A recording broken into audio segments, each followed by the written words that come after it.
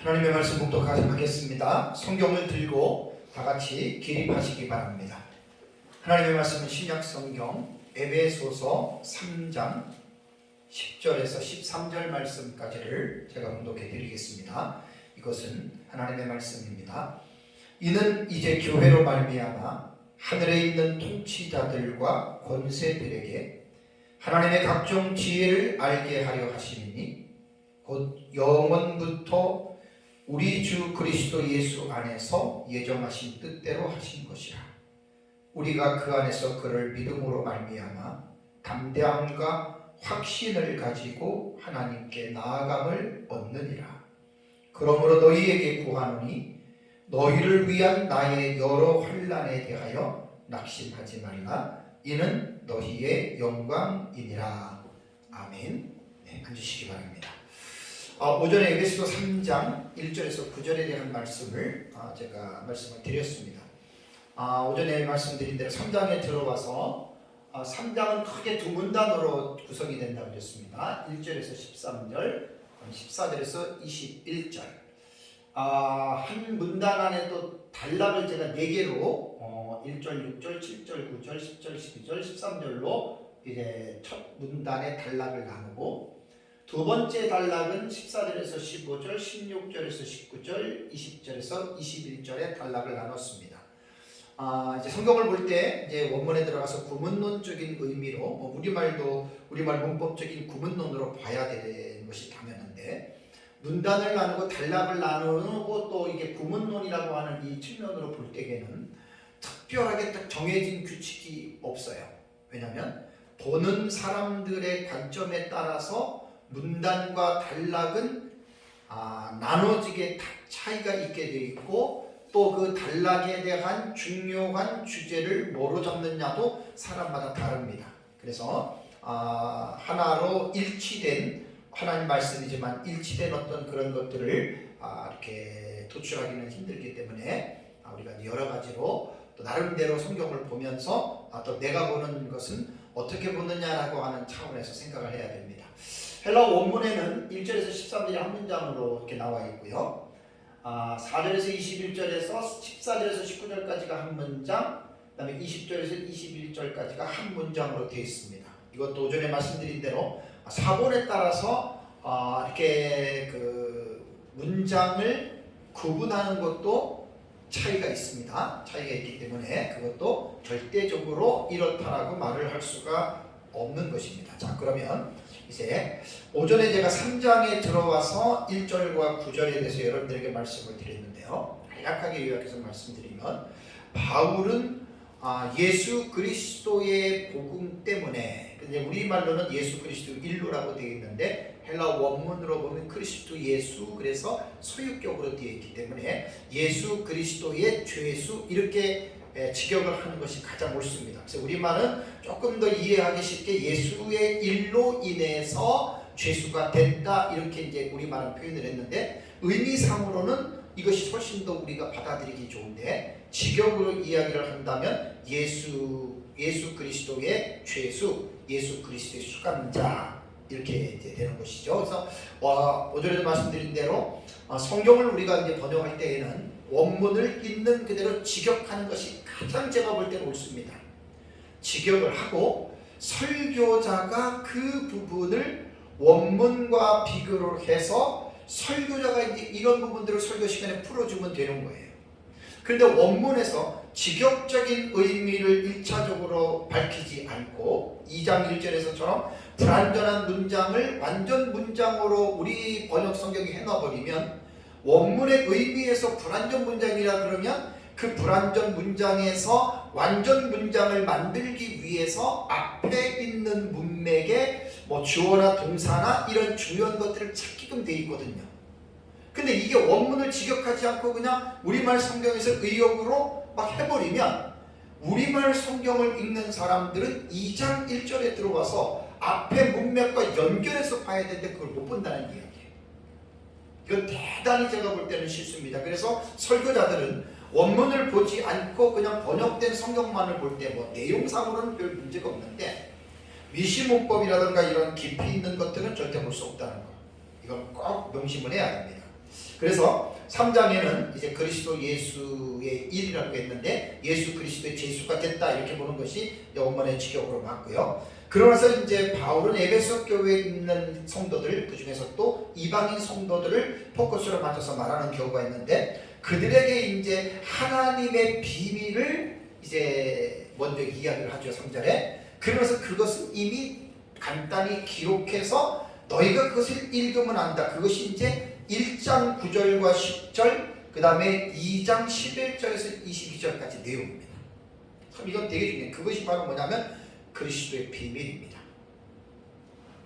미스테리우, 그리스도 미스테리우, 그리스도의 비밀. 그것이 이제 가장 중요한 거예요. 그래서 그리스도의 비밀은 뭐냐? 6절에 표현하기를 이방인들이 복음으로 말미암아 그리스도 예수 안에서 세 가지의 그 형용사를 명사로 이렇게 바꿨다 그랬잖아요. 함께 상속자, 함께 약속에 참여하는 자, 그러니까 함께 상속자, 그 다음에 함께 지체, 함께 약속에 참여하는 자, 형용사를 명사로 세 가지로 이제 이렇게 만들어서 했습니다. 그러니까 6절에 바로 그 내용이 나오고 7절에는 바울은 바로 이 복음을 위해서 능력이 역사하시는 대로 자기에게 주신 하나님의 은혜의 선물을 따라 일꾼이 되었다. 헬라어를 보면 되게 문장이 길어요. 복잡해요. 그래서 그 수식을 하는 이 부분들을 잘 봐야 돼요. 그래서 일꾼이 됐다라고 하는 말도 은혜의 선물을 따라 앞에 수식을 했잖아요. 그래서 은혜라고 하는 카리스는 아까 여러분들에게 말씀을 드렸고요. 그러면서 사도 바울이 하나님의 직분을 받았고 직분을 받았는데 자기 자신을 어떻게 표현했습니까? 모든 성도 중에 지극히 작은 자보다 더 작은 나에게. 너무 기가 막힌 말입니다. 비교급이죠. 이렇게 해서 정말 너무너무 이방인 노사도가 가지고 있는 그 겸손한 태도를 지상에 있는 모든 사역자들, 성도들은 배워야 됩니다. 그리고 이제 그 자기의 사역의 범위가 그리스도의 풍성함을 이방인에게, 그래서 측량할 수 없는 그리스도의 풍성함. 놀라운 표현입니다. 우리 성도 개개인이 여러분들은 얼마만큼 그리스도의 풍성함을 이해하고 있습니까? 얼마만큼 여러분들은 그리스도의 그 존귀하심을 여러분들은 인격적으로 그걸 만났습니까? 너무너무 신비한 부분입니다.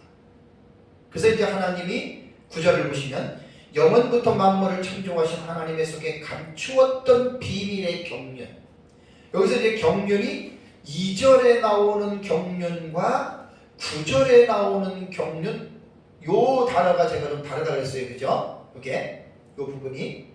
그러니까 이 부분에 대해서 여러분들이 그 오이코노미아라고 하는 이 단어는 이제 2절에서는 바울이 자기가 받은 직분에 대해서 경륜을 그렇게 설명을 했고 9절에 나오는 경륜은 하나님이 하시는 계획 속에 들어있는 이 부분이다라고 하는 문맥 속에서 오이코노미아는 인간에 관한 계획이냐 하나님에 관한 계획이냐를 문맥에서 여러분 이런 부분을 이제 볼 수 있어야 됩니다. 자, 그러면 이제 9절의 말씀에 이어지는 10절의 말씀은 되게 중요합니다.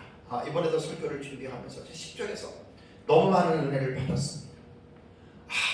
이러한 내용이었구나. 이러한 내용인데 예전에는 잘 깨닫지 못했어요.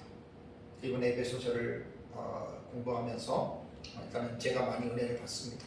제가 많이 은혜를 받고 이제 그 10절에 이제 나오는 내용을 가지고 이제 오늘 한번 살펴보겠는데요. 우선 10절과 12절을 한 단락으로 본다면 10절과 12절의 내용은 교회의 역할과 사명입니다. 저는 이 부분을 너무 중요하게 이번에 깨달았습니다.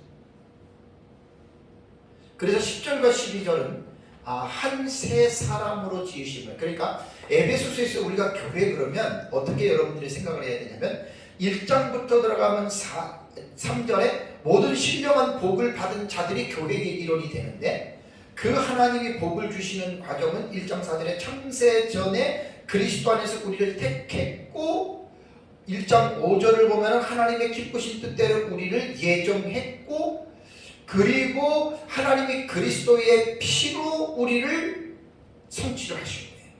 그리고 그리스도 안에서 거룩하고 흠이 없게 하시려고 하나님이 우리를 선택했다라고 하는 것입니다. 그리고 이제 성령이 때가 돼서 그 사람들을 1장 13절을 보면은 인을 치렀다라고 하는 말이죠.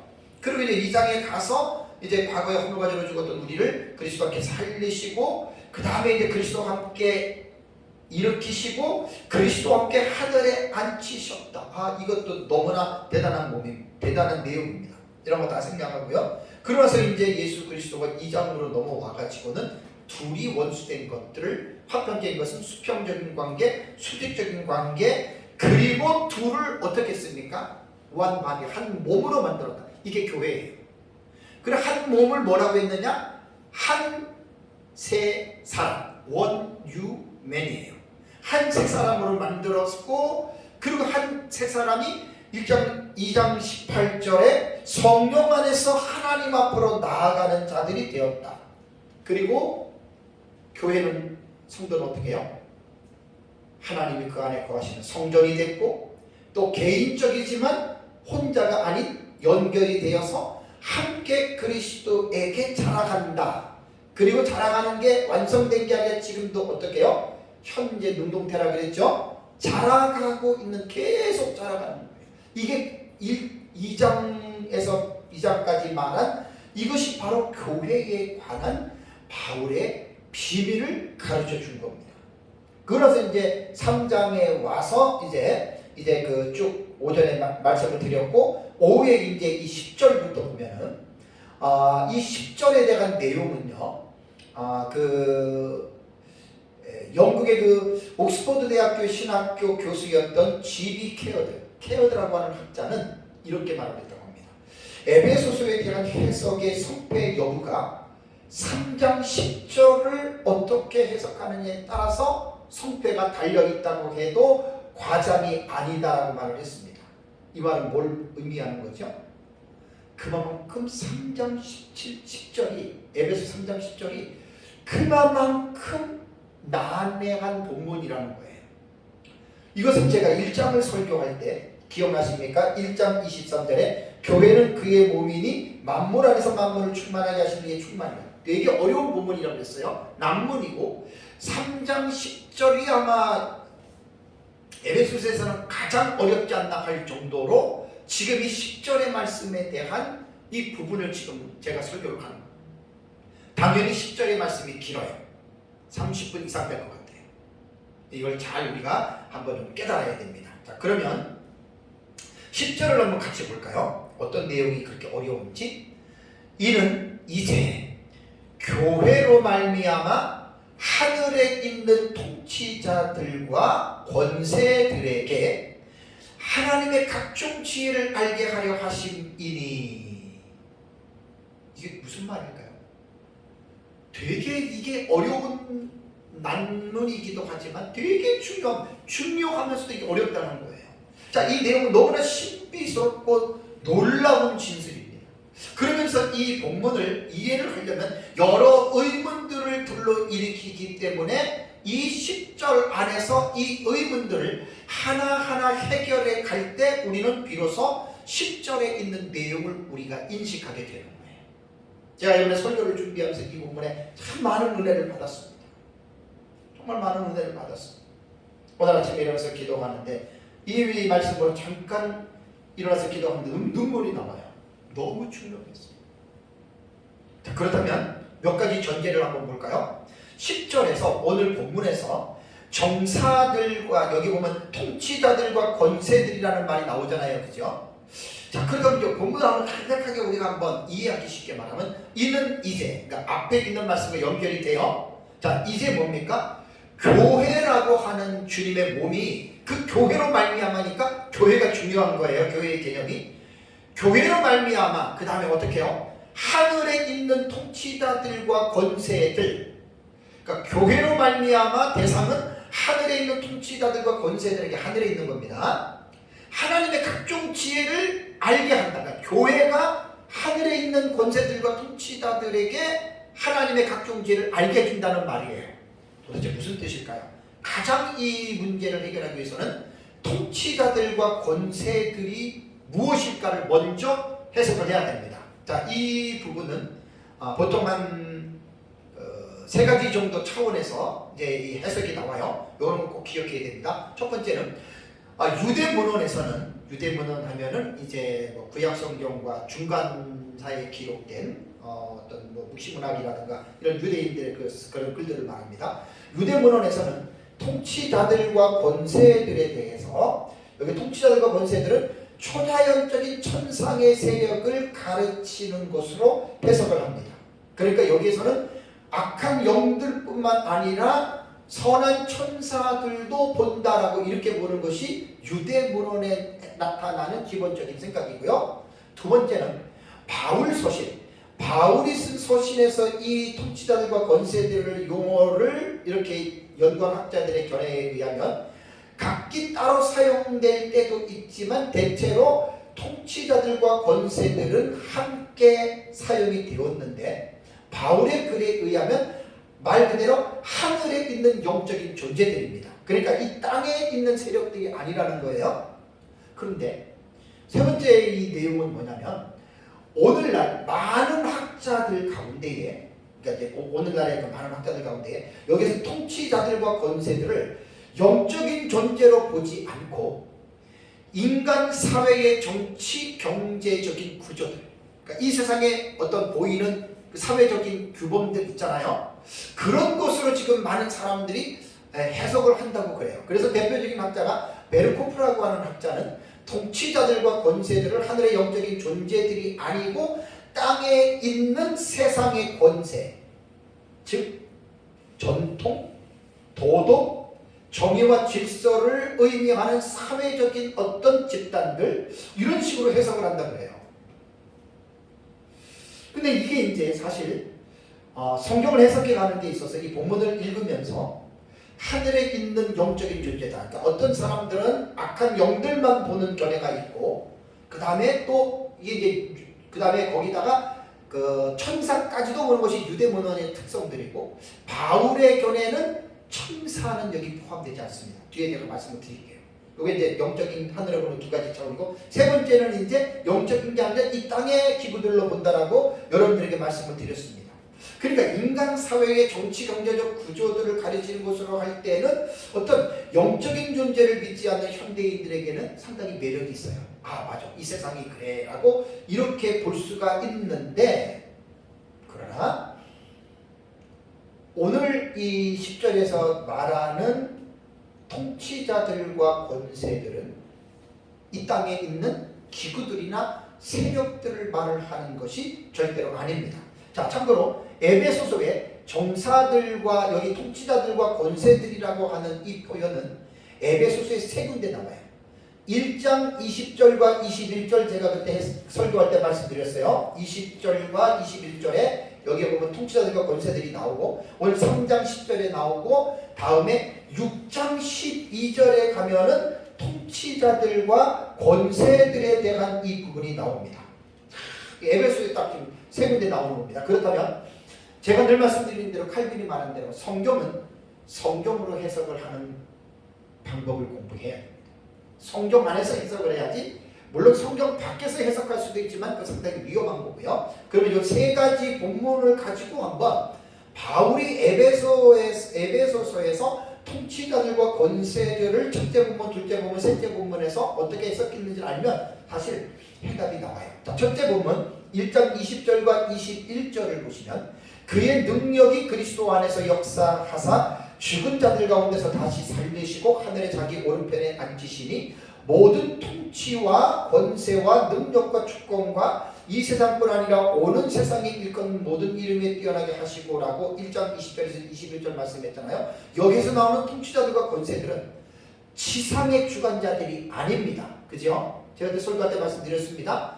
지상의 주관자들이나 어떤 정치적인 구조들이 아니라 하늘에 있는 악한 영들이라고 제가 말씀드렸어요. 이 부분에 대해서 말씀드렸고, 다음에 둘째 본문에 3장 10절을 보시면, 오늘 읽은 본문은 제가 이제 자세히 또 설명합니다. 그런데 이제 딱 기억해야 될 게 뭐냐면 10절을 보면은 이 통치자들과 권세자들이 어디 있다고요? 하늘이라고 하는, 예? 하늘에 있는이라고 하는 이것을 생각합니다. 다음에 세 번째 본문 6장 12절에 우리의 씨름은 혈과 육을 상대하는 것이 아니요 누구와? 통치자들과 권세들과 이 어두움의 세상 주관자들과 하늘에 있는 악의 영들을 대함이라. 여기에서 우리의 씨름은 그리스도인들의 싸움의 대상을 말을 합니다.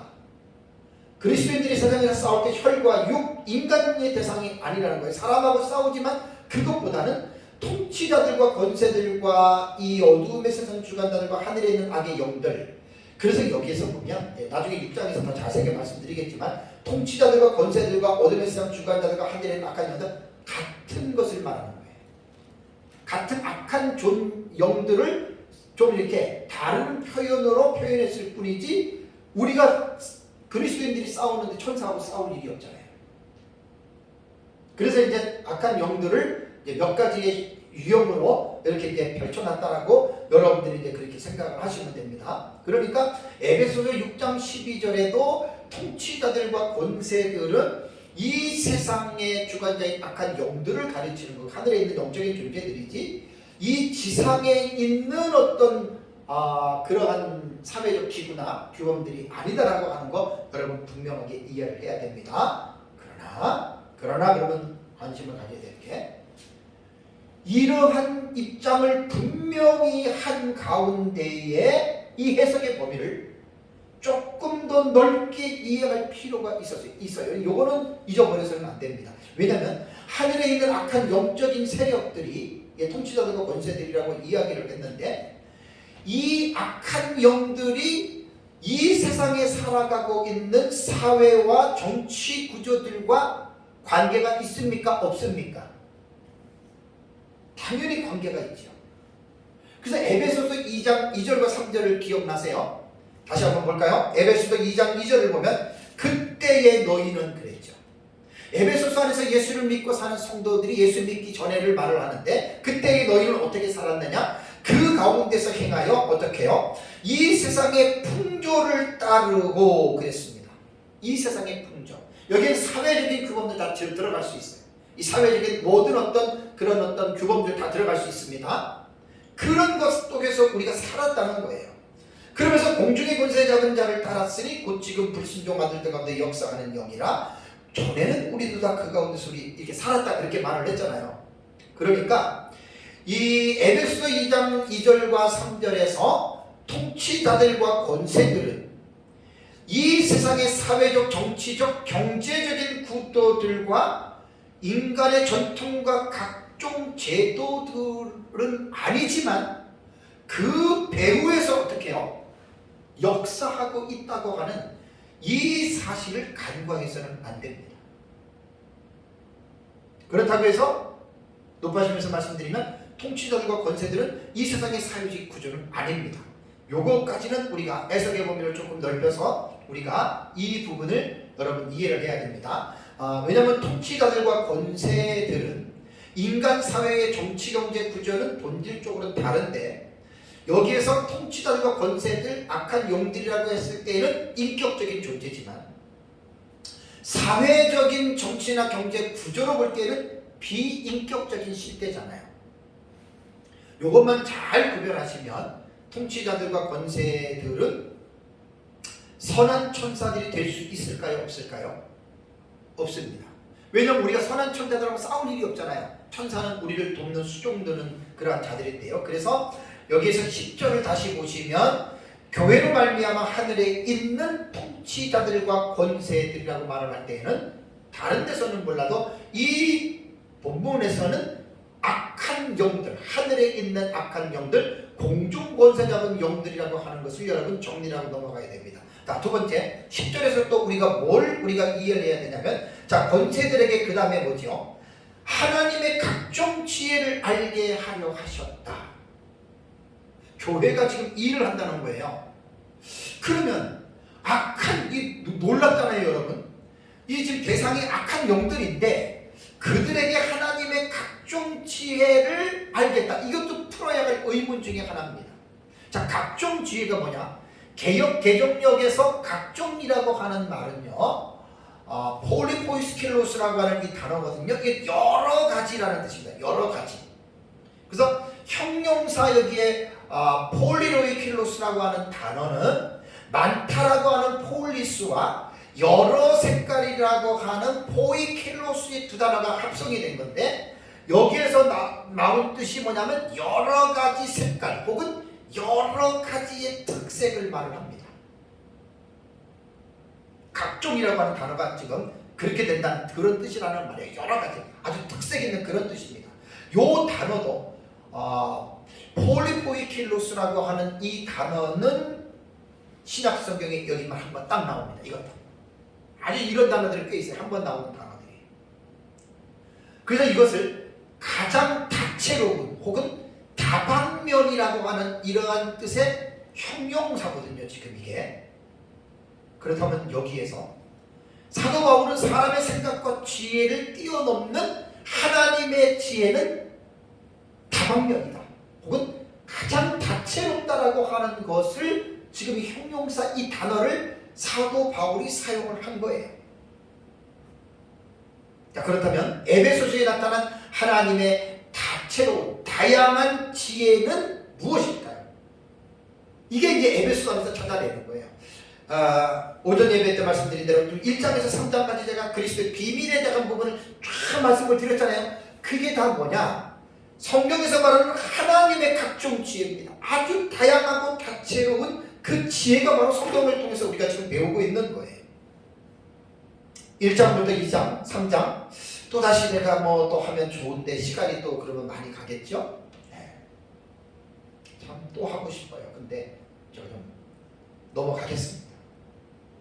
어쨌든 이게 뭐냐면 10절에 이는 이제 교회로 말미암아라고 하는 교회가 이 문장의 핵심입니다. 교회가 이런 일을 한다는 거예요. 교회가 하늘에 있는 영들에게 각종 지혜를 하나님의 각종 지혜를 알게 해주는 도구가 뭐냐? 그게 바로 교회다라는 말입니다. 그렇다면 교회는 어떻게 형성이 될까? 이 말을 안 할 수가 없네요. 오전에 말한 거 또 다시 얘기를 해야 되겠어요. 교회는 구약시대에는 유대인 외에는 이방인이었잖아요. 근데 예수 그리스도를 통해서 예수 그리스도 안에서 수평적인 담이 허물어졌어요. 자기 피로 십자가로 육체로. 그게 뭐냐면 유대인과 이방인의 원수된 담이 허물어졌고, 또 죄인된 인간이 하나님과의 죄의 담이 막혀 있었는데 예수님이 자기 육체로 십자가의 피로 담을 허물어뜨렸죠. 그래서 이제 유대인과 이방인이 화목됐다라고 하는 말은 모든 유대인과 모든 이방인이 아니라 믿는 유대인과 믿는 이방인들이 그리스도 안에서 화목됐다는 거예요. 지금도 안 믿는 사람들은 유대인과 이방인의 구도로 지금 나갑니다. 그래서 이 중동 지역 같은 경우는 이스라엘을 되게 미워해요. 이란 같은 나라는 이스라엘을 아예 지도에서 파버리겠다라고 아주 호언영담하고 계속해서 이스라엘을 당해서 도발합니다. 앞으로 3차 세계대전 때에 이란이 이스라엘을 선제 공격할 가능성은 거의 확실합니다. 다 연관성이 되어 있습니다. 러시아와 중국, 그 다음에 서방의 미국, 그 다음에 EU, 분명히 마지막 때 3차 대전은 그런 구도 속에서 일어나는 것이 분명합니다. 그래서 에베소서에서 말하는 이 교회는 그렇게 돼서 믿는 자들이 그리스도 안에서 둘이 아니고 둘을 한 몸으로 예수님께서 만드셨다고 했잖아요. 이게 너무너무 신비한 표현이에요. 네?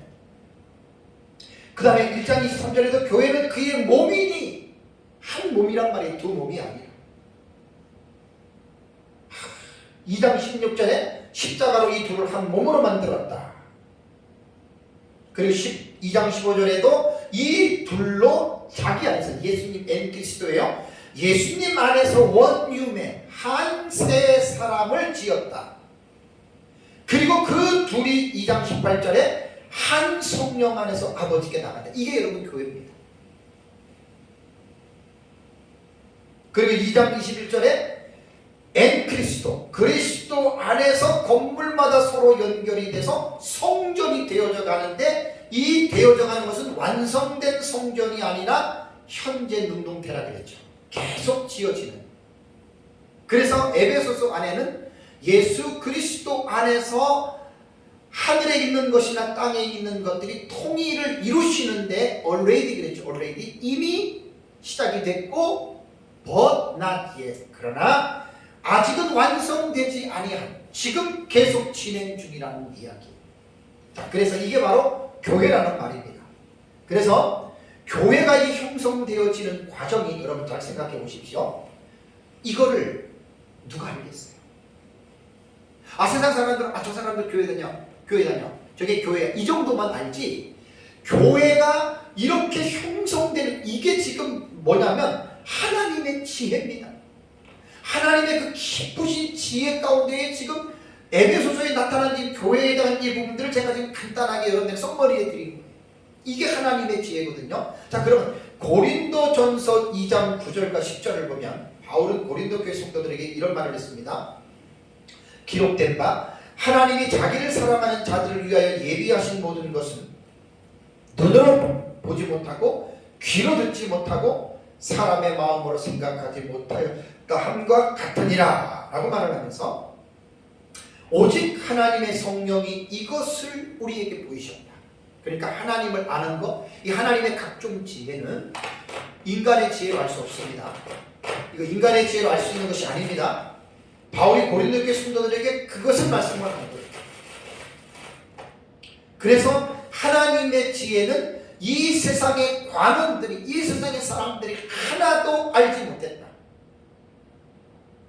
심지어는 하늘에 있는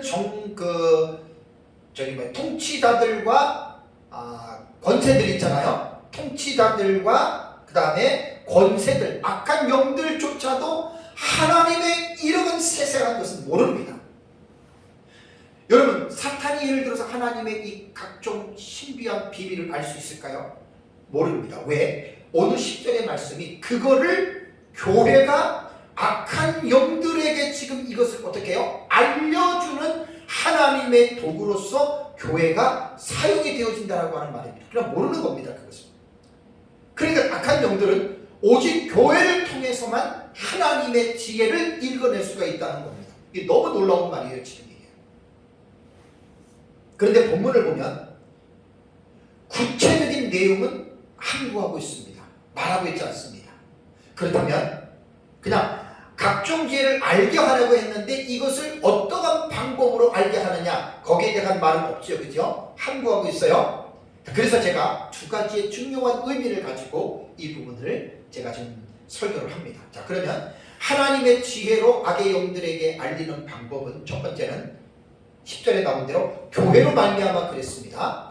교회로 말미암아 하나님이 하늘에 있는 악한 영들에게 하나님의 그 비밀을 악한 영들에게 지금 알려준다라는 말입니다. 자, 교회는 그리스도의 몸입니다. 교회의 머리는 예수 그리스도입니다. 교회는 예수 그리스도의 십자가와 부활을 통해서 탄생이 됐고, 교회의 멤버는 믿는 유대인들과 믿는 이방인들, 조건이 믿는 자입니다. 그러니까 어떤 자들이 간에 예수 그리스도를 믿으면 공동체가 형성이 되죠. 그래서 아까도 말씀드린 대로 이 둘을 한 세 사람으로 만든 이 한 몸 된 교회가 바로 하나님이 만드신 새로운 결정체다라고 하는 말입니다.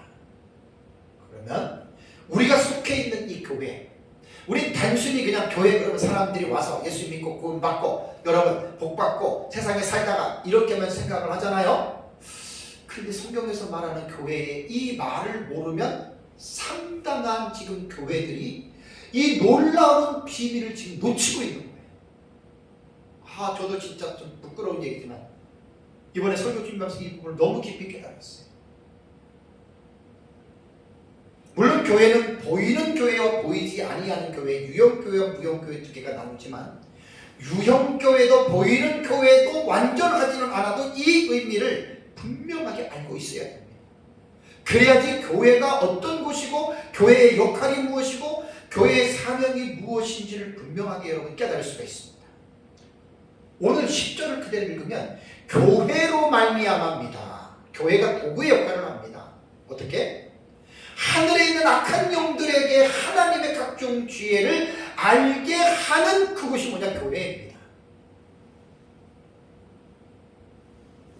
그렇다면 우리 이렇게 한번 질문해 봐야 되겠죠? 우리 교회가 하늘에 있는 악한 영들에게 하나님의 다채롭고 무궁한 각종 지혜, 이것을 과연 우리 교회가 악한 영들에게 지금 알려주고 있는가? 본문이 그런 내용이란 말이에요. 지금 이걸 한번 적용하는 입장에서 생각해 봐야 되는 겁니다. 지금 이 말씀을 그대로 여러분 우리가 생각을 한다면 교회는 우주의 중심이에요. 이게 사람들뿐만 아니라 악한 영들에게까지 하나님의 다양한 그 다채로운 지혜를 알려주는, 계시해주는 도구가 바로 여러분 지상의 교회라는 거예요. 이번엔 내가 너무나 깜짝 놀랐고, 교회에 대해서 이거 진짜 사람 모아가지고 전도해서 그냥 잊어먹는 정도가 아니라 교회의 본질입니다. 이거는 교회의 역할이 바로 이겁니다.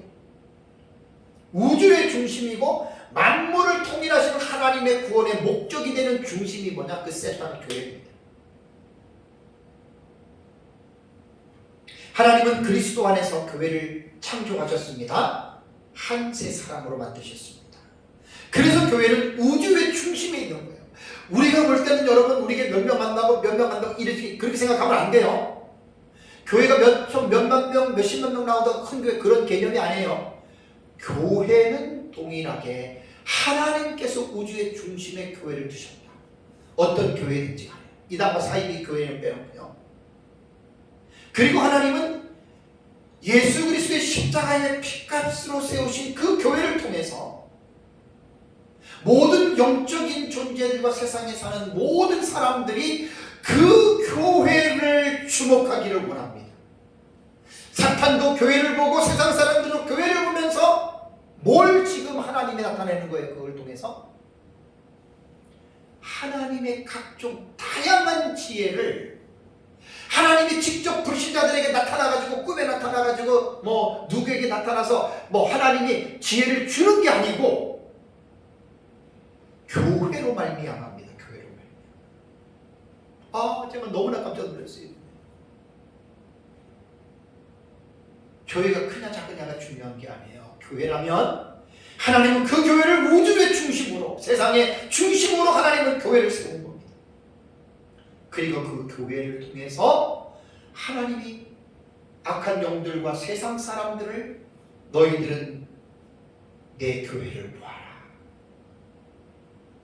그래서 교회가 뭐라는 거예요? 하나님의 각종 지혜를 악한 영들에게 알려줘야 되고, 세상 사람들에게 이 하나님의 놀라운 비밀을, 지혜를 세상 사람들에게 알려줘야 됩니다. 설교를 딱 준비하면서 산상수훈의 말씀이 생각이 나요. 마태복음 6장을 가보세요. 마태복음 6장 13절과 16절 한번 갔다가 다시 옵니다. 보면. 자, 마태복음 6장 13절 16절 너무나 잘 아는 이야기입니다. 자, 예수님의 말씀 속에 이미 이러한 의도가 담겨져 있었어요. 근데 사람들이 이러한 의도를 알긴 알아도 에베소서 3장 10절에 이 교회로 말미암아라고 하는 이 부분과 커넥션, 이게 딱 연결하는 부분들이 대부분 약했거든요. 이번에 제가 분명하게 깨달은 게, 자, 마태복음 6장 13절에 예수님 뭐라고 그랬습니까? 너희는 뭐라고 그랬습니까? 세상의 소금이죠. 그러니까 이 세상에서 소금이 되는 그런 존재고, 또 14절에 너희는 세상에 뭐라고요? 빛이라 그랬죠. 이게 지금 교회입니다. 마태복음 5장인가요? 5장. 네, 마태복음 6장 5장. 네. 그러니까 여기서 보면 너희는 예수님을 믿는 사람, 제자를 말합니다. 오늘날의 말은 우리도 들어갑니다. 우리는 세상의 소금이에요. 우리는 세상의 빛으로 부르는 거예요. 소금의 역할, 빛의 역할을 하는데, 14절을 다시 보시면 산 위에 있는 동네가 어떻게 해요? 숨겨지지 못하죠. 그렇죠?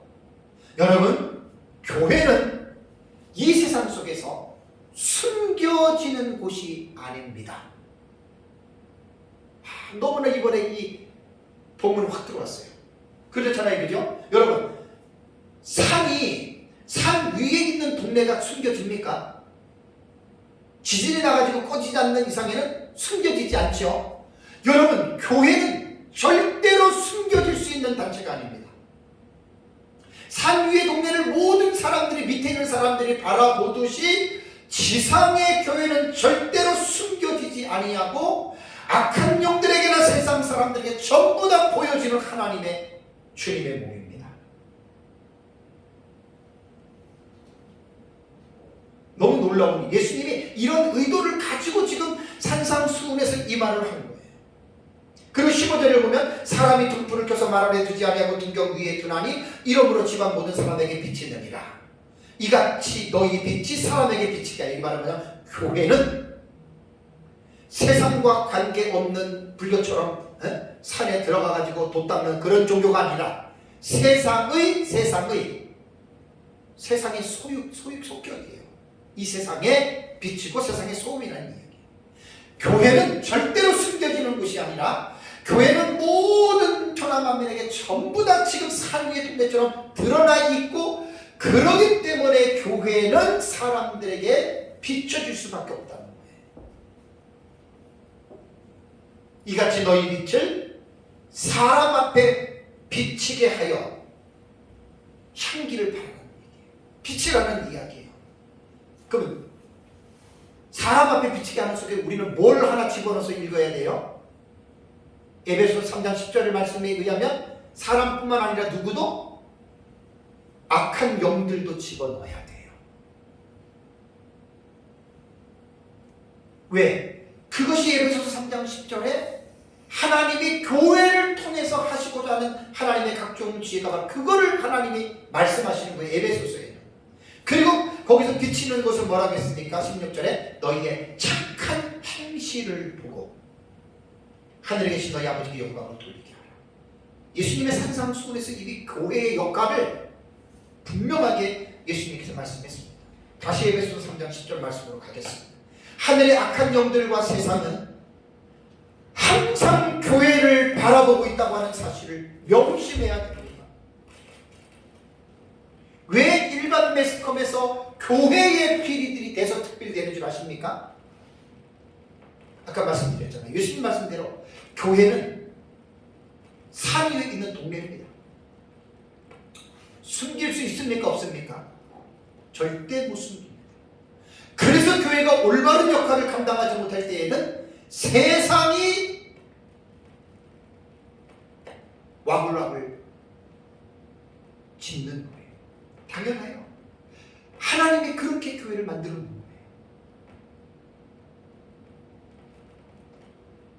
이거는 사람이 정해놓은 게 아니라 하나님이 주님의 몸된 교회를 산 위의 동네에 하나님이 세워두셨어요. 비방과 조롱을 받으라고 세워둔 게 아니에요. 에베소 3장 10절에는 하나님의 각종 지혜를 통치자들과 권세들, 악한 영들에게, 그리고 세상 사람들에게 어떻게 해요? 하나님의 각종 지혜를 알게 하시려고 하나님께서 교회를 세워놓으셨다라고 하는 말입니다.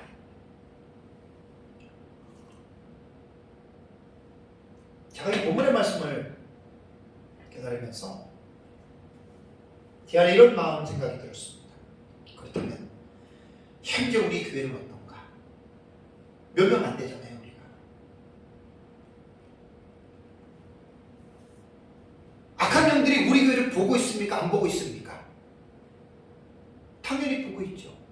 자, 세상 사람들이 우리 교회를 보고 있습니까? 안 보고 있습니까? 보고 있습니다. 제가 이제 설교 유튜브로 지금 계속 나가잖아요. 우리 주변에 뭐 동기나 노예나 에스라 목사님들 알잖아요. 우리 교회 어떤 교회인지 사람 뭐 4명 정도라도 알잖아요.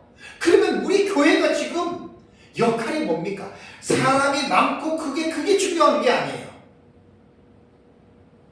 사이즈가 크고 적고 중요한 게 아니라 우리 교회가 지금 하나님의 각종 지혜를 지금 우리가 악한 영들에게 알리고 있고 우리가 세상 사람들에게 알리고 있느냐? 이게 중요하다. 10절 말씀 읽고 내가 너무 충격을 받았어요. 그럼 한국교회를 생각해 볼까요? 지금 한국교회가 과연 어차피 교회는 작은 교회나 큰 교회나 산위의 동네처럼 다 지금 오픈되어 있습니다. 사탄이 훤하게 계속 봅니다. 사탄이 세상 사람들도 훤하게 다 봅니다. 큰 교회 작은 교회 다 봅니다. 목사들의 삶을 다 지금 보고 있습니다. 왜 하나님이 교회를 세웠을까? 적은 교회든 큰 교회든 하나님이 왜 교회를 세웠죠? 에베소서 3장 10절에는 하나님의 각종 지혜를 알리는 도구로서 하나님이 교회를 세웠다는 거예요. 한국교회가 과연 지금 하나님의 그 각종 다양한 그 지혜를 공중에 있는 악한 영들에게 지금 알리고 있고 세상에 믿지 않는 사람들에게 과연 하나님의 지혜를 알리고 있을까요? 피타의 마음에 손을 얹고 깊이 여러분 우리는 성찰을 할 필요가 있습니다. 교회가 세상의 빛과 소금이 되어 하늘에 있는 악한 영들에게 하나님의 지혜인 그리스도의 비밀을 알려줘야 되는데 물론 좋은 일들도 많이 하지만 매스컴이 발달이 돼서 교회 안에 부끄러운 일들이 빈번하게 일어나면서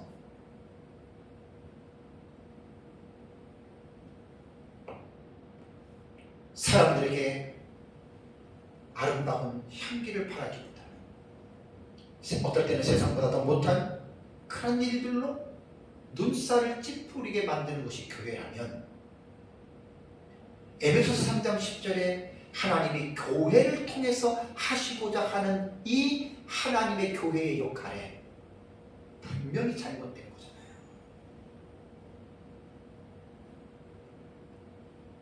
전 이 부분을 우리 한국교회 목회자들과 성도들이 좀 깊이 있게 나는 생각해야 된다고 생각합니다. 그래서 에베소서가 교회론이라 그러잖아요. 이건 정말 에베소서에서만 볼 수 있는 정말 아주 놀라운 특징이에요. 그리고 아까 말씀드린 대로 에베소서 3장 10절은 난문이기 때문에 이거 잘못 읽으면 에베소서의 성패가 달려져 있다고 그랬잖아요. 사실 에베소서 1장 여러분 10절 말씀 너무 중요합니다. 하늘에 있는 것이나 땅에 있는 것이나 다 그리스도 안에서 통일되게 하려 하심이라. 이게 하나님의 비밀이거든요. 엄청난 스케일이에요. 지금 에베소서 1장 10절 이 말씀 잘 이게 다 지금 연결되고 이어지는 거예요. 그래서 하나님은 지금 그리스도 안에서 하늘에 있는 것 땅에 있는 것 지금 통일해 나가는 지금 과정 진행이거든요. 거기에 하나님이 교회를 도구로 사용하는 거예요. 너무너무 놀랍습니다. 또 하나 본문에는 없지만 교회를 통해서 알려진 것 중에 하나를 제가 설교 가운데 하나 집어넣은 게 뭐냐면 교회의 말씀 사역을 통해서 하나님이 하나님의 각종 지혜를 알게 하신다. 이 부분에 대해서 말씀을 제가 드리려고 합니다. 자, 예수 그리스도의 몸인 교회는 하나님을 경배하고 섬기는 여러분 말씀의 공동체입니다. 그냥 교회가 친교의 공동체다? 교회 아닙니다. 교회 속에 서로의 우정을 나누는 친교에 대한 부분이 있기는 하지만 친교 목적으로 교회가 이루어지는 게 아닙니다. 마치 해외에서 외국에서 살던 사람들이 이제 서로 사람이 그리우니까 따뜻한 어떤 인간의 정을 나누기 위해서 교회를 만들고 그건 진정한 교회가 아닙니다. 교회의 핵심은 뭐냐면 말씀의 공동체입니다. 그래서 하나님의 말씀이 어떻게 증거되죠? 대체적으로 지금 하는 것처럼 예배를 통해서 지금 이 말씀의 공동체가 움직여지는 거예요. 자, 예배에서 가장 중요한 게 우리 개혁교회는 예배 요소에서 가장 중요한 요소를 우리는 설교를 꼽습니다. 천주교 같은 데에는 여러 가지 어떤 종교적인 어떤 그 미사나 뭐 그런 그 프로그램들이 있잖아요. 근데 개혁교회는 그렇지 않습니다. 거의 말씀을 전하는 것으로 예배의 하이라이트를 삼고 있거든요. 저는 이거 옳다고 생각합니다. 그러면 예배라는 게 뭘까요? 여러 가지의 의미가 있어요. 성도들에게 말씀을 가르치지만 오늘 에베소서 3장 10절의 말씀을 미루어 볼 때는 교회의 예배는, 목사의 설교는 하늘에 있는 악한 영들에게 뭘 하고 있는 거예요? 설교자가 하나님의 각종 지혜를 어떻게 해요? 사탄에게 알리는, 귀신들에게 좀 알리는. 지금 제 설교를 하늘에 있는 악한 영들이 지금 보고 있고 듣고 있습니다. 왜? 하나님이 이렇게 하려고 교회를 세운 거고, 하나님이 이 일을 하려고 목사를 세운 거예요. 예배 시간에 쓸데없는 얘기, 답답한 얘기, 이런 거 하려고 하나님이 목사 세우고 예배 만든 게 아니란 말이에요. 예배를 통해서 하나님의 각종 지혜를, 설교자들을 통해서 말씀을 깊이 연구해서 이것을 가지고 예배 시간에 선포하면 하늘에 있는 통치자들과 권세자들이, 악한 영들이 그것을 통해서 사탄도 은혜를 받습니다. 왜? 마귀가 하나님을 대적해서 쫓겨난 존재이지만 사탄은 하나님의 이 각종 지혜를 몰라요. 그리고 그리스도에 대한 비밀을 잘 몰라요. 그러니까 하나님은 교회를 세우고 교회의 사역자들을 세워놓고 성도만 가르치는 게 아니라 악한 영들에게까지도 하나님이 하나님의 각종 지혜를 가르치라고 하나님께서 사역자들에게 직분을 주시고 사역자들에게 하나님의 은사를 주셨다는 거예요. 그래서 교회에서 드려지는 예배 가운데의 이 설교의 사역은 가장 여러분 중요한 사역. 다시 10절을 보시면 이는 이제 교회로 말미암아 그랬잖아요. 교회로 말미암아 하늘에 있는 통치자들과 권세들에게 하나님의 각종 지혜를 알게 하려 하심이라. 교회가 가르쳐주는 거예요.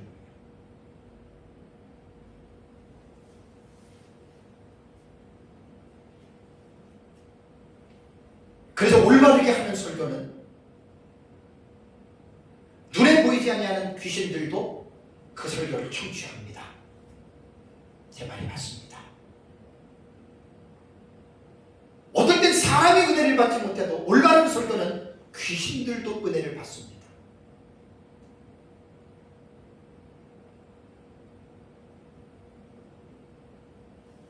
만물을 통일한다고 하는 이런 의미들, 그 다음에 그리스도의 성전으로 이루어서 완성된다고 하는 것들, 놀라운 비밀들이.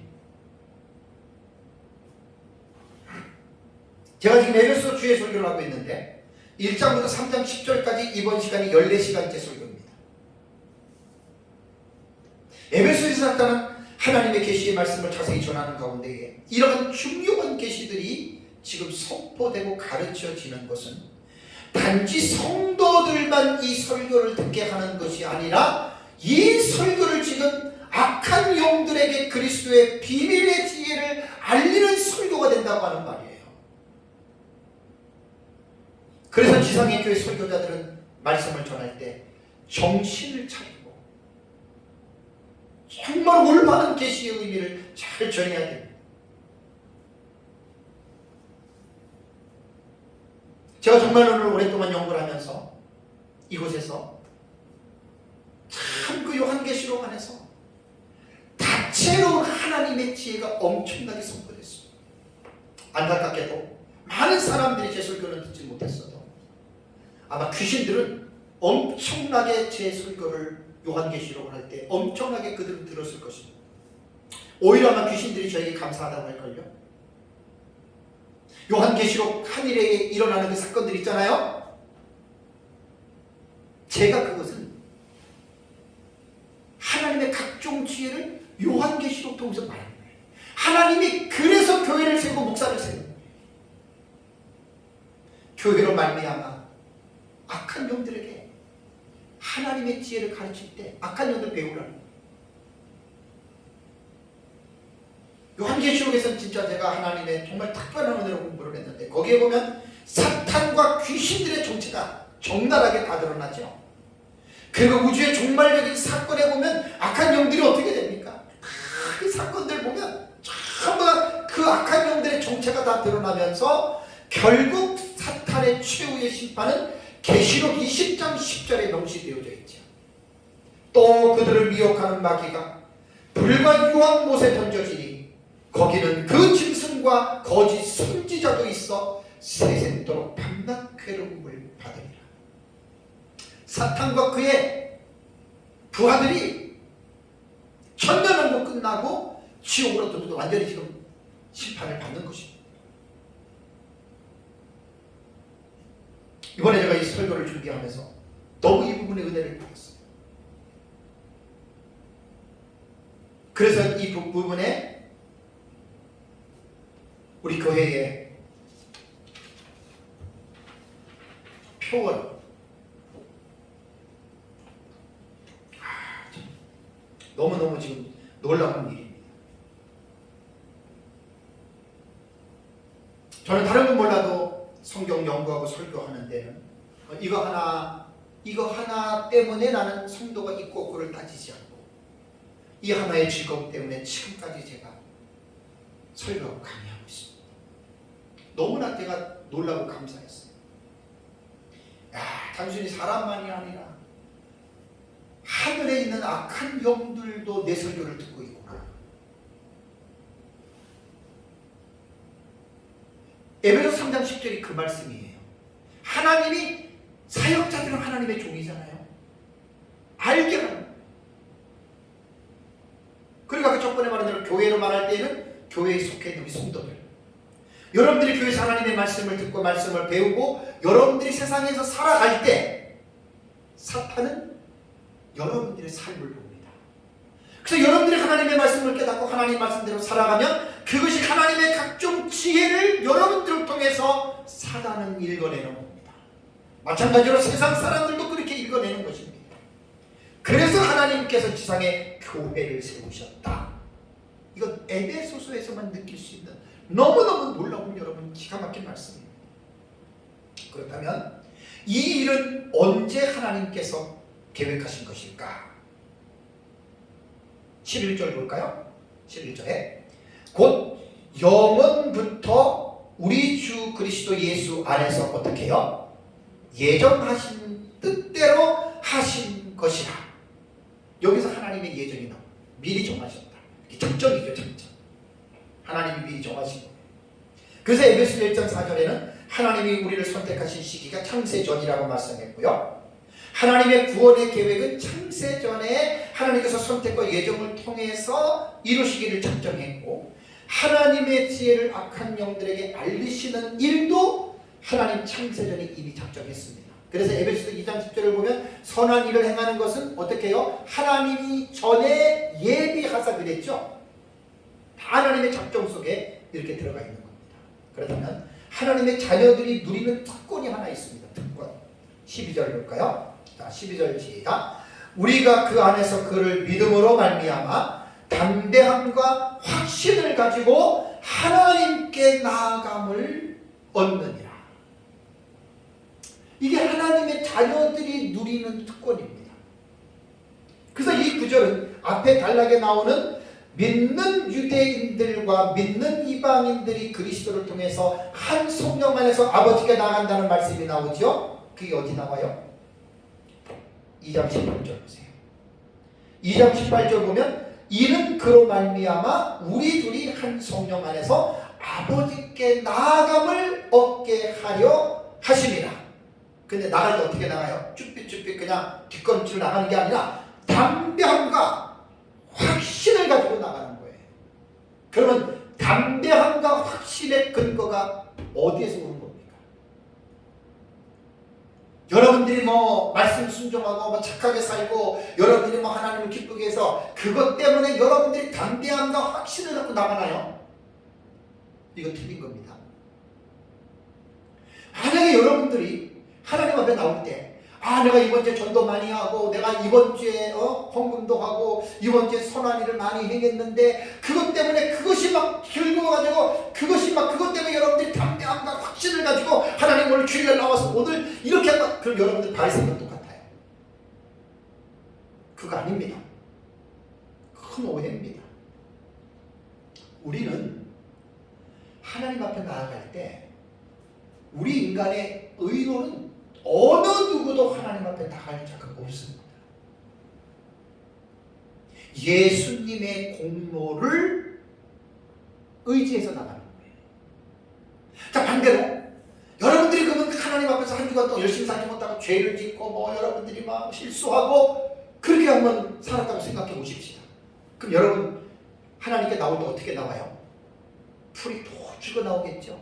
뭐 심하면 내가 이렇게 살았는데 과연 내가 교회 나갈 수 있을까 이런 생각이 들잖아요. 그것도 잘못된 겁니다. 여러분, 부모가 자식이 공부 잘하고 밖에 나가서 착한 일 하고 뭐 그 아이가 돈을 많이 벌어왔다고 해서 부모에게 있어서 그게 자식입니까? 그런 부모는 올바른 부모가 아니죠. 자식이 돈을 벌어오든 못 벌어오든 어떻게 됐든 자녀라고 하는 그 존재 자체가 자식이라는 이야기예요. 살다 보면 실수할 수도 있고 실패할 수 있어요. 그럼 실수하고 넘어졌다고 내 자식 아닌가요? 여러분 깊이 좀 생각하시기 바랍니다. 여기에 담대함과 확신을 가지고 하나님 앞에 나아가는 것은 예수 그리스도의 십자가의 보혈을 힘입고 성령으로 나가는 것을 말하는 거지. 여러분들이 세상에 살면서 어떤 살았던 그런 여러분들의 어떤 뭐 인간적인 의나 그것 때문에 여러분들이 하나님 앞에 목에 힘주고 나오는 게 오해하지 마시기 바랍니다. 마지막으로 에베소 교회 성도들을 위한 위로가 있습니다. 위로 13절입니다. 13절 볼까요? 그러므로 너희에게 구하노니 너희를 위한 나의 여러 환난에 대하여 어떻게 해요? 낙심하지 말라. 이는 너희의 영광이니라. 마지막으로 바울은 에베소 교회 성도들에게 자신이 당하고 있는 여러 환난들 때문에 낙심하지 말라고 하면서 본단락을 마무리합니다. 12절을 보면 맨 앞절에 그러므로라고 하는 접속사가 나오죠. 그러므로라고 하는 말은 헬라어로 디오입니다. 디오라고 하는 접속사예요. 이거 보니까 우위 접속사가 돼요. 우위. 뭔가 우선하는 접속사라는 거예요. 그러면 여기에서 접속어잖아요. 접속사니까. 접속어는 앞문장과 뒷문장을 연결시켜줍니다. 여기서 지금 13절은 어떻게 읽어야 되냐면 지금 1절부터 13절이 한 문장이라고 그랬죠. 그죠? 한 문장이에요. 그러면 이 한 문장 안에서 그러므로라고 하는 이 우위 접속사는 결론에 해당이 되는 문장입니다. 1절부터 쭉 지금까지 설교했잖아요. 지금요. 13절이 마지막 결론에 해당되는 문장입니다.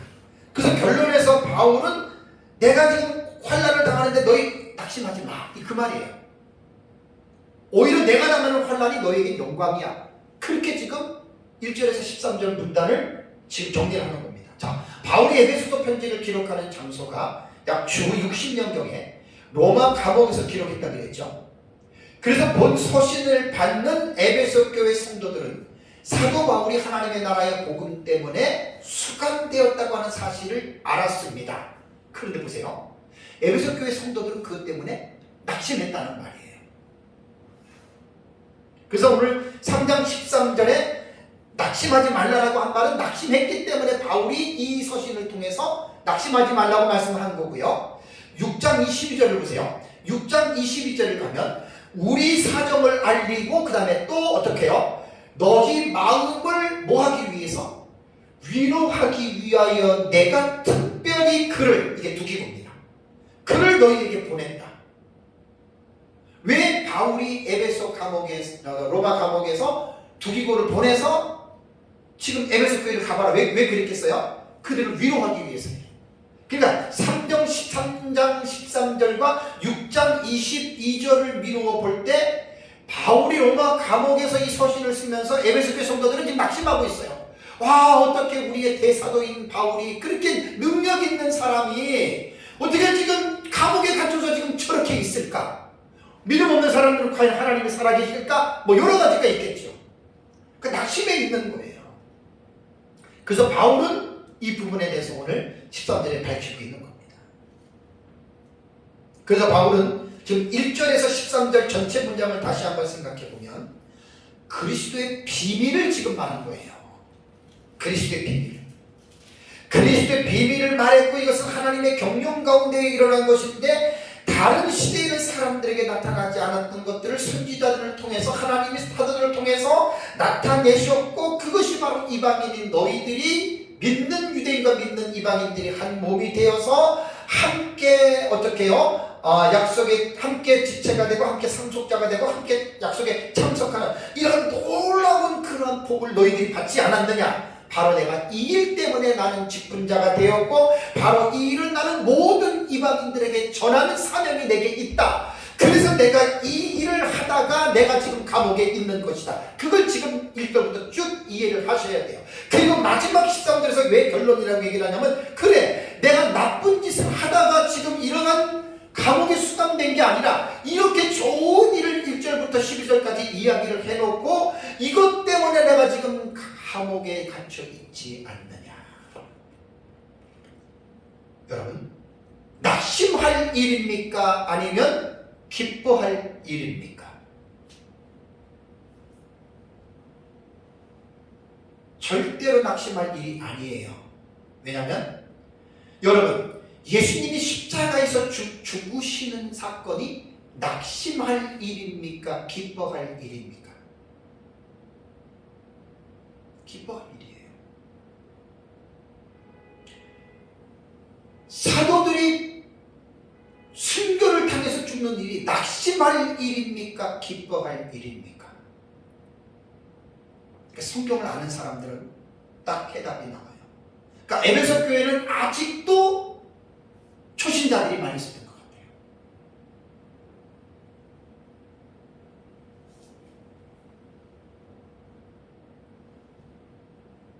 13절을 보면 뭐라고 했죠? 너희를 위한 나의 여러 환난에 대하여 그랬잖아요. 바울이 누구 때문에 지금 감옥에 갇힌 거예요? 너희들 때문에. 복음을 전하는 그 대상들 때문에 바울은 감옥에 갇힌 거예요. 도둑질하고 살인하고 간음하고 이런 것 때문에 갇힌 게 아니라 하나님의 나라의 천국 복음을 전하다가 바울은 지금 감옥에 갇힌 것입니다. 그렇기 때문에 바울은 오히려 그것이 너희가 낙심해야 할 일이 아니라 13절에 이는 너희의 영광이다. 여러분 이거 놀라운 일입니다. 에베소 교회 성도들은 바울이 로마 감옥에 있을 때 낙심이 아니라 영광스럽게 생각해야 돼요. 우리에게 복음을 전해줬던 사도 바울이 복음을 전하다가 붙잡혀서 지금 감옥에 있구나. 오 하나님 감사합니다. 이렇게 해야 된단 말이에요. 낙심할 것이 아니라 기뻐하고 즐거워해야 된다는 말입니다. 그러니까 말씀을 모르는 사람들은 이 말을 이해를 못하는데 마태복음 5장을 가보세요. 마태복음 5장 10절과 12절에 팔복에서 7, 8번째 복이잖아요. 자, 예수님은 뭐라고 공생애한테 가르쳤냐면 5장 10절과 12절을 보면 의를 위하여 박해를 받은 자는 복이 있나니 그랬죠. 의는 바로 말씀이고 예수 그리스도고 하나님 때문입니다. 박해, 죄를 져서 박해를 받는 게 아니라 복음을 전하다가 말씀을 지키다가 박해를 뭐가 있다? 복이 있다 그랬습니다. 마카리오스 복이 있도다. 어떤 복이 있습니까? 천국이 그들의 것입니다. 그러니까 여러분 하나님의 말씀 때문에 핍박을 받는 사람은 100% 구원받는 사람입니다. 이건 아무나 그런 핍박을 받는 게 아닙니다. 11절 볼까요? 나로 말미암아 너희를 욕하고 박해하고 거짓으로 너희를 거슬러 모든 악한 말을 할 때에는 너희에게 뭐가 있다? 복이 있나니. 제 말이 아닙니다. 예수님의 말입니다. 지금 바울이 왜 로마 감옥에 갇혀 있어요? 예수님 때문이잖아요. 그죠? 12절 보세요. 어떻게 하라고요? 기뻐하고 즐거워하라. 여러분 예수 믿는 것은 계시의 의존 사색을 통해서 믿어야 됩니다. 하나님의 말씀이 우리의 모든 생각과 그 다음에 우리의 사상 그 다음에 우리의 언어, 우리의 행실, 우리의 삶 속에 하나님의 말씀이 전체 모든 것들이 기초가 되어져야 됩니다. 예수님 때문에 내가 어렵고, 예수님 때문에 고생을 하고, 내가 예수님 때문에 병이 걸려서 심지어는 죽는다 할지라도 낙심할 일이 아니라 기뻐하고 즐거워하라는 말이, 이게 바로 예수님의 말입니다. 뭐라고 했죠? 예수님이 하늘에서 너희의 상이 크니라. 많은 사람들이 복받기 원합니다. 예, 오늘 신년 첫주인데 성부영신 예배 가지고 복 받으려고 얼마나 많은 사람들이 복 달라고 하나님께 애걸복걸했습니까? 확실한 복은 뭐냐? 예수님 때문에, 복음 때문에, 하나님의 나라 때문에 고난을 당하고 핍박을 당하고 심지어는 죽는다. 여러분, 그게 복입니다. 하나님 말씀 때문에 순교당했다면 최고로 복받은 사람입니다. 그게 요한계시록에 나옵니다. 꼭 기억하시기 바랍니다. 그 다음에 11절에 뭐라고 했습니까? 너희 전에 있던 선지자들도 이같이 박해하였느니라. 제가 개혁신학을 이야기할 때는 족보신학에 대한 부분을 저도 강조합니다. 개혁신학 오늘 갑자기 뚝 떨어진 신학이 아닙니다. 초대 교부들부터 신학이, 개혁신학은 족보들이 쫙 연결되어 있는 신학. 의를 위해서 박해를 받는 것은 이미 선지자들, 구약을 믿는 선지자들부터 내려오는 그런 말입니다. 자, 에베소 교회 이방인 성도들은 사도 바울의 사역을 통해서 복음을 듣고 믿어서 그리스도 예수 안에서 유대인과 그리스도와 함께 약속에 참여하는 복된 자들이 되었습니다. 또한 그들은 하늘에 있는 종사들과 권세들에게 하나님의 지혜를 알게 하는 영광스러운 교회의 멤버가 됐습니다. 그래서 그들의 삶을 통해서 사탄이, 그들의 삶을 보고 사탄이 지금 배워야 되는 거거든요. 우리들의 삶을 통해서. 사랑하는 성도 여러분, 이번 주 에베소 3장 1절과 13절의 말씀을 오전과 오후 예배 시간에 제가 여러분들에게 전했습니다. 사도 바울은 복음을 위해서 로마 감옥에 예수 그리스도의 죄인이 되었다, 이렇게 봐야 됩니다. 원문을 직역하면 바울이 감옥에 갇힌 것은 예수님 때문이었고 이방인들 때문에 갇힌 것이었습니다. 바울은 3장 1절 이하에서 그리스도의 비밀에 대해서 지금 그들에게 설명하고 있습니다. 1장 9절과 10절, 2장 11절과 22절에 나오는 너무 놀라운 부분이죠. 이방인의 너희들이 그리스도 안에서 한 몸이 되고 한 새 사람이 되고 한 성령 안에서 하나님께 나아가고 너희는 성전이 되고 지금 지어져 가고 있는 그러한 존재들이다.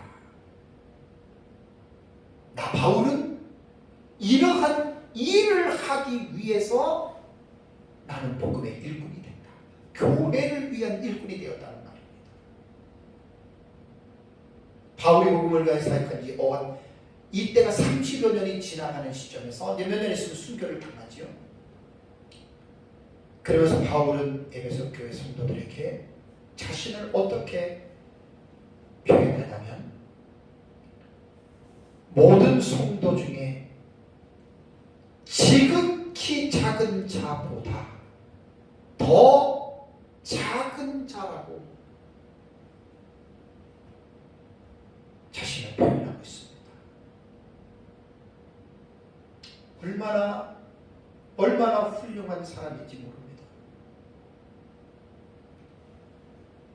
큰 일을 하고 많은 일을 했다고 훌륭한 것이 아니라, 물론 그 일에 대한 외적인 열매는 우리가 무시할 수는 없지만 큰 일을 하든 적은 일을 하든 그 사람 마음속에 있는 내면적인 그 중심이 어떠한 사람이 되어야 되는지 참으로 너무나 중요합니다.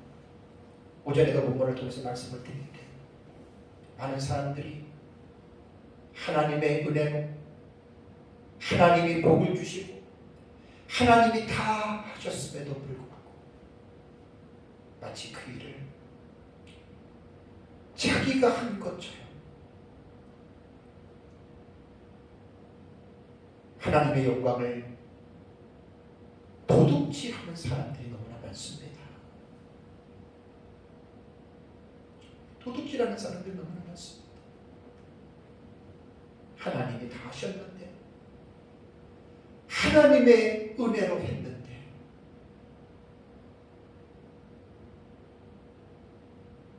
거기에서 자기의 의가 살아나고 자기를 왕자에 앉히고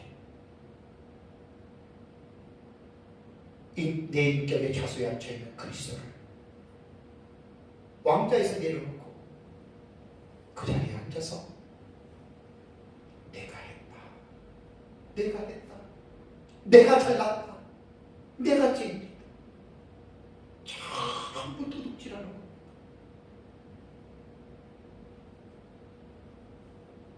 바울을 제가 존경하고 바울을 좋아하고 제가 바울처럼 살고 싶은 마음이 있는 것은 바울이 무슨 능력을 행하고 기적을 행하고 그래서 저는 바울을 좋아하는 게 아닙니다. 내가 죄인 중에 괴수다. 내가 모든 성도 중에 지극히 작은 자보다 나는 더 작은 자다. 이러한 겸손의 모습에서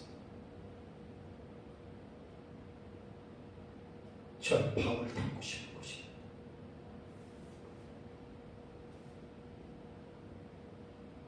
저도 이제 인생의 60대 중반을 들어서는 합니다. 예수 안에서 39년을 살았는데 목회를 32년을 해봤는데 돌이켜보면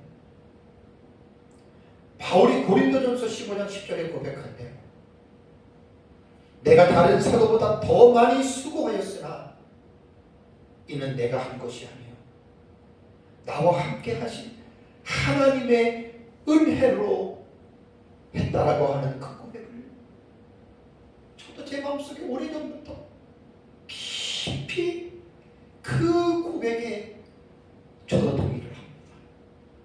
아무리 봐도 개구리 올챙이쪽 생각한다면 바울도 오전에 말씀드렸지만 바울이 이렇게 모든 성도 중에 지극히 작은 자보다 더 작은 자라고 겸손의 모습을 끊임없이 끝까지 갖고 가는 것은 바울이 믿기 전에 어떤 삶을 살았는지에 대한 이 부분은 바울은 잊고 있지 않았다고 저는 봅니다.